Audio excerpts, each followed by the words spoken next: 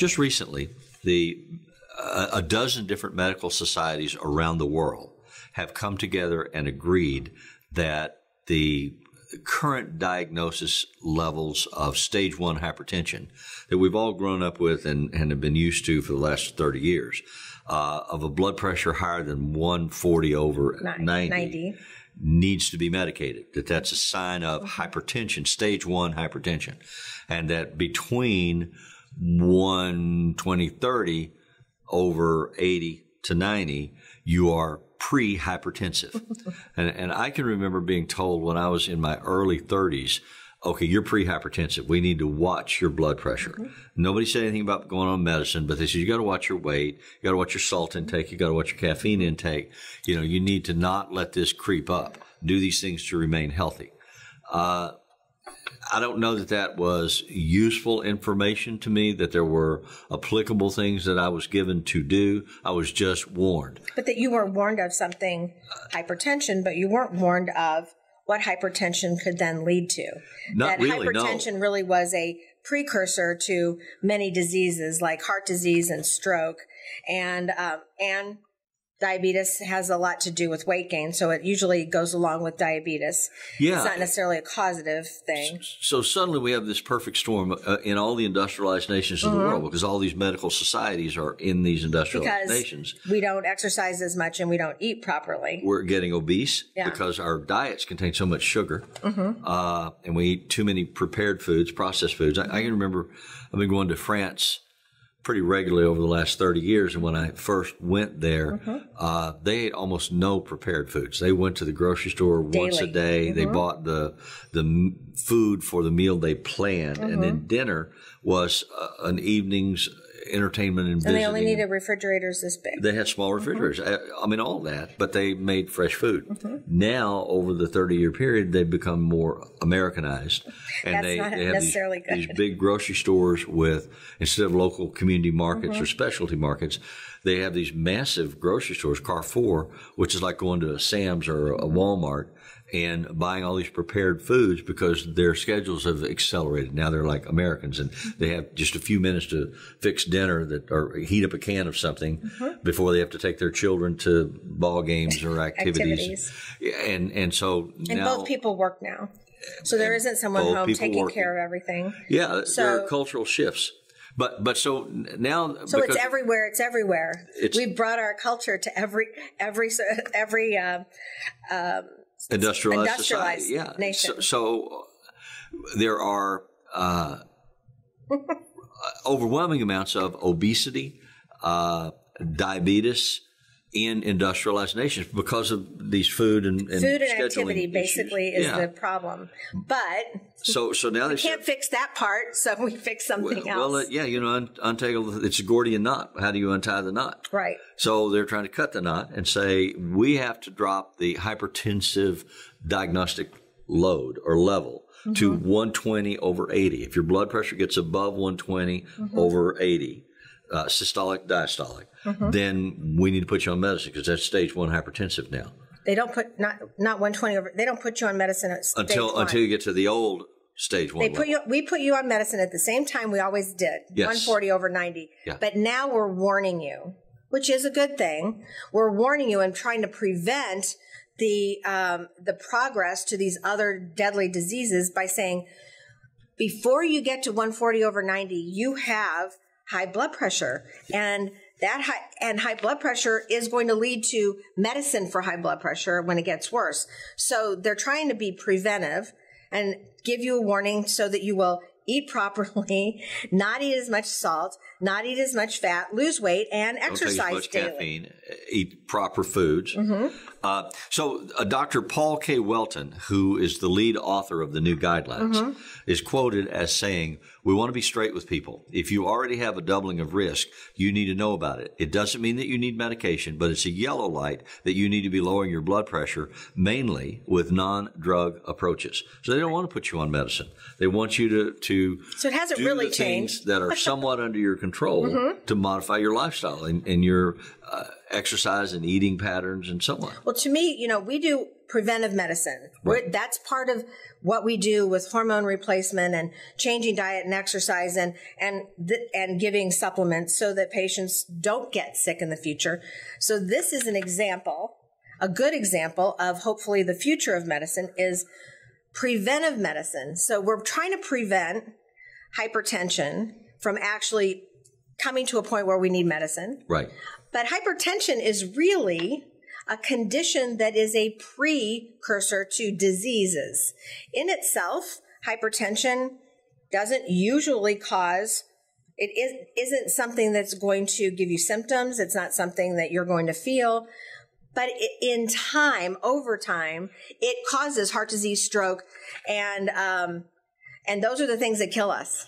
Kidney damage? Yeah, kidney damage as well. So can you take a minute to explain what you have the systolic and diastolic, and one is the force of the pump, and one is the relaxed amount of pressure in the blood vessels. Right. And you talk about when somebody says, well, you're hypertensive or you're pre-hypertensive, as a layman, I don't really know what that means, but it sounds interesting. Well, it's so what was so it? If you look at something, if you have to kind of think of anything that you could think of with liquids and a tube, basically pushing liquids through a tube, like a clogged toilet, Yeah. So if our heart is every day is pushing blood through our blood vessels, and when we're healthy, the blood vessels will expand and contract, and they will be able to take the large amount of blood during systole, which is the contraction of the heart. It pushes the blood, so it'll be able to expand and push the blood along easily. The strength of the pump. And then when the valves close and the heart is filling back up so it can push blood out to the body again, then that is diastole. That's when they say the heart's relaxed. It's relaxed because it's filling from the other side. Then when it's in systole, so the it's heart pushing is like a blood into the body. reservoir. Right. And the blood that's circulated through your body comes back into the heart when it's resting. After it's gone to your lungs and gotten all the oxygen again, it's gone from your veins to your heart to your lungs and back to the left side of your heart. When it goes to the left side of your heart. So it comes in this side, then that valve shuts, and this one opens, and the muscle spasms and pumps. Well, it contracts. Spasms sounds awful, like, but it's a controlled contraction. All right. And so it pushes the blood out to your body. So what that requires of the vessels is for them to be elastic, be able to expand and contract, for them to be supple and not stiff. So they have to flex as the blood tries to go through them. Right. So that's what that kind of requires the blood to be pushed along these nice supple vessels, which is what we have when we're young. Right. But as we age and we eat the wrong things and we don't exercise and we get obese, our vessels become stiffer and they become lined with fat. And so then it's like the heart has a harder job of pushing the blood through these hard, stiff vessels. There's no elasticity to them. Yes. So as the heart is pushing, it has a harder job. So what I liken it to is if you're trying to use a plunger to get a clog out of your drain, you're having to put a lot of force behind it. Yeah. So consider your heart's doing that all the time if you have plaque and if you have stiff vessels. So basically, when the clog goes, you don't have to push as hard, right? So plaque is a name for a buildup of stuff inside your blood vessels. Right. It coats your blood vessels and it makes the vessels smaller or narrower. So it's harder to push fluid through a narrow tube than it is to push fluid through a large tube. I saw a video years ago of Dr. Michael DeBakey from South Africa who was doing a heart surgery. And he cut this guy's artery and pulled it up. And was showing people it was like just yellow goo and a little trickle of blood. Right. Then he took a pair of forceps and he started pulling on the goo. And he pulled out like a 2-foot plug of just almost like fat looking stuff. And when it cleared that 6 or 8 inches of whatever it was, then like blood spurted all the way across the room. Exactly. He just cleared the clog. Yeah. So he was showing. Who's a plumber? Yeah, he was a very sophisticated and brilliant plumber. Yeah. But that's pretty much what cardiac surgeons are. Yeah, but I mean, it was amazing the difference in the flow and force of the blood once they had removed the blockage. And the blockage is the plaque buildup. Plaque buildup that happens. That's what causes hypertension, is plaque buildup and stiffening of the arteries. Now, you can have stiffening of the arteries without plaque, like smokers have a lot of stiffening of the arteries because it causes that. The hypoxia in your body when you're smoking cigarettes causes you to have low oxygen levels, and your vessels respond by becoming stiff. So you can have it with that. You can have a stiff vessel. So they harden if they don't get enough oxygen. Right. They get hard over time. I mean, it's not like if you smoke one cigarette, they're going to get hard. But if you do that for a year or more, then they're going to start responding to that. Your body has ways of trying to adapt to the bad environment we give it, you know. So here we have it tries to protect itself. Right. So hypertension is a result of years of bad diet, exercise, no exercise, and smoking, drinking too much. I mean, there's many factors, but this is a long-term buildup.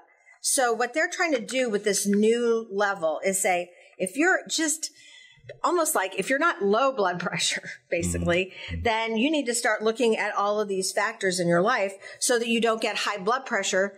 That's preventively, so you don't get heart disease. So a month and a half ago, when they changed these numbers as the standard, by definition, then they moved 46% of the adult American population into the hypertensive category.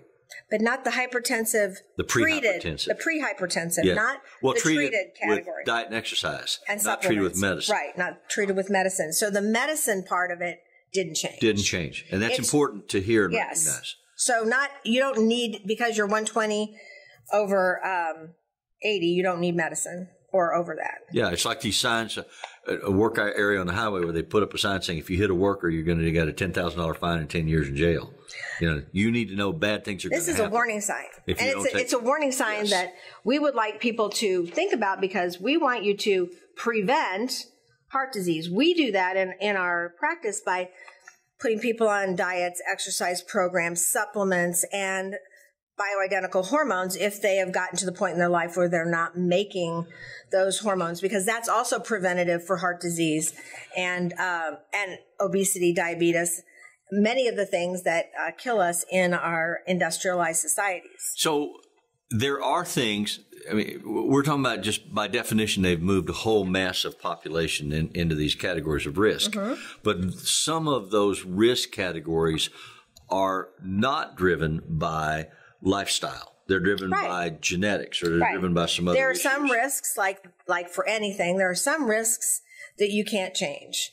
As of today, we can't change our genetics. So if you have a family history of everyone having hypertension, then you're already at risk because of that. If you're 30, you're not in imminent danger. But if you're 60 and you don't have hypertension, you have a high chance of becoming hypertensive because of your family history. Kind of a Darwinian approach. Yes, it is Darwinian. but even the fact that so that's genetics. Another thing you can't change is your age. You know, we're lucky if we get older, but as we get older, we get more things and we accumulate more of the outcomes of our bad habits. Yes. So aging increases the risk of hypertension. You collect more of that stuff, or you have sat in a chair for too long. Or because you're older, then your body isn't as fresh and alert and vibrant as it was. And so things that you used to naturally have, like nitric oxide, may diminish as a function of aging. Right. So nitric oxide is a secretion of the blood vessels, but it's secreted in a lot of other areas in your body. But nitric oxide is a vasodilator.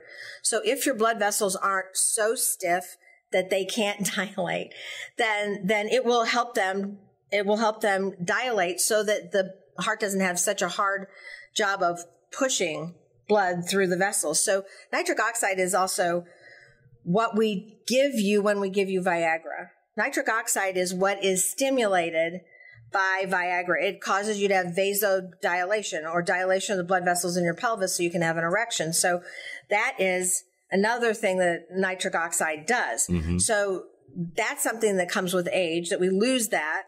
We have ability with some supplements called one supplement called Neo 40 that actually does work at giving you back the nitric oxide. So it helps with erections, but it also helps with the plasticity or the ability of elasticity of your blood vessels, which then drops your blood pressure. Well, let's talk about erections for a minute, because for men in particular, as they age, that begins to be a measure of their own perceived health. Right. If they can get an erection and use it in the way that they're used to using it, or if they start to have trouble with doing that, then that certainly gets their attention. They say, well, I've got a concern. And they'll go to the doctor and they say, I'm having trouble with this.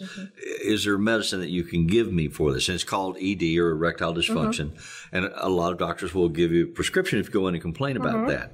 We have learned, talking about preventative medicine, we've learned that men in their 50s who start to have erectile dysfunction concerns, very often, not always, but very often, that is like a 5-year early warning signal that you're going to have cardiovascular stroke-related risk. Or heart attack. Heart attack-related problems. Exactly. Now, not always, though, and that's where the Neo 40 and other things kind of come in.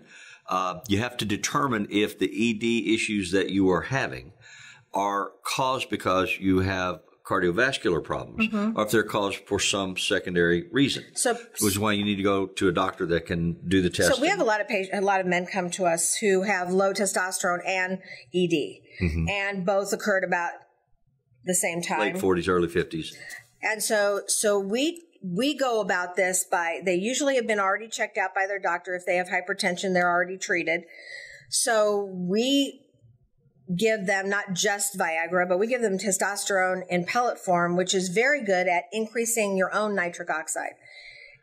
Both men and women's, but nitric oxide is much more obvious in men because it helps with their erections. So we see some men with testosterone who do great. They don't need anything else. And they often don't need the Viagra anymore. They don't need the Viagra anymore. In part because the paradox of this for men, and I know this wasn't where we started our conversation, but it's something everybody likes to hear. A lot of the men that go on ED medicines do it because they're not as sexually satisfied as they once were, or their fear of not being able to satisfy their partner in the way that they just once were able. They're performance anxieties. But that's in part because their testosterone is low. And when you replace the testosterone, then the libido grows, the oxytocin gets better, and the erections get better if those are the issues that are causing the problem. If it's just testosterone. It's kind of a multiple choice issue. It's a warning sign. You're not getting the erections you wanted to have or that you're used to having, then that's an indication that something isn't working right. But it could be testosterone. It could be the loss of libido. Right. You get that restored, all things are good. But most men know whether they want to have sex or if they can't perform, and they know that that's a different thing. And they don't know what to do about it. And they don't know what to do about it. So that's one of the things that is it is related to high blood pressure. If they have high blood pressure and they're on medication, we usually try to get them on a high blood pressure medication that doesn't make ED worse. Right. But the sign that they have high blood pressure and ED is a sign that possibly testosterone alone isn't going to help. Right. Because they've already got vascular stiffening and loss of elasticity. So they've already got a problem with dilating their blood vessels, and maybe testosterone won't be enough. And supplements like Neo 40, you have to get them recommended you get them from physician, but they're not prescription medicine. No, they're not, but they're through physicians. Through physicians. So we were talking about risk factors that can't be changed. I mean, the risk that you're going to be hypertensive because of your genetics. Race is also a concern. Race, it is. Race is genetics, but obviously, yeah. But it is, but unfortunately, African Americans have a much higher rate of high blood pressure and all of the diseases that follow, which increases mortality. So if you're African American, it is much more important that you treat your blood pressure and don't avoid taking the medicine for it, because that puts you at higher risk, especially if you're starting to get older. And this is true for males and females. Males and females. Yes. You should take your high blood pressure medicine. It's very important. It's important for everyone, but there's a higher risk that at an earlier age that you will, that African Americans will have problems with this and the diseases that follow. So Hispanics and Caucasians aren't necessarily American Caucasians aren't necessarily at the same risk. In fact, they're at a lower risk, but that doesn't mean you don't take your medicine. Okay. So what we've been discussing is a change in awareness and focus intent about the basic levels of blood pressure, or the definition or qualification of hypertensive, experience pre-hypertension, hypertension that requires a medical intervention, stage 1 hypertension. And some of those realities are things that we can't avoid, like aging or genetics or race. Some of them you can avoid. And we're going to come back next week in our next HealthCast and talk about things that you can do to make interventions in a timely fashion for your own quality of life and health that can help you avoid a hypertensive crisis in your life. Thank you for listening.